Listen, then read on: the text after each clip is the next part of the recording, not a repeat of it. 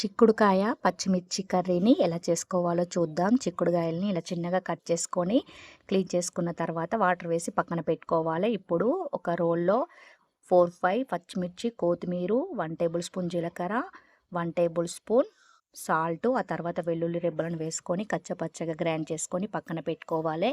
మీ దగ్గర రోల్ కనుక లేకపోతే గ్రైండర్లో కూడా గ్రైండ్ చేసుకోవచ్చు. ఇప్పుడు కర్రీ కోసం ఒక ప్యాన్ పెట్టుకొని ఇందులో 2 టేబుల్ స్పూన్ల ఆయిల్ వేసుకొని జీలకర్ర, ఆవాలు, ఆ తర్వాత మనం కట్ చేసి పెట్టుకున్న ఆనియన్స్ని కూడా వేసుకొని 1 టేబుల్ స్పూన్ అల్లం, 1/2 టేబుల్ స్పూన్ పసుపు కూడా వేసుకొని మిక్స్ చేసుకున్న తర్వాత గ్రైండ్ చేసి పెట్టుకున్న ఈ పచ్చికారంను కూడా వేసుకొని ఒక 1 మినిట్ తర్వాత కట్ చేసి పెట్టుకున్న చిక్కుడుకాయ ముక్కల్ని కూడా వేసుకొని ఫ్రై చేసుకోవాలి.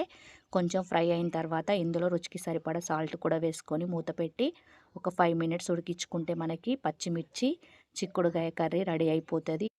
కొత్తిమీర వేసుకొని స్టవ్ ఆఫ్ చేయడమే. రైస్లోకి చపాతీలోకి సూపర్గా ఉంటుంది.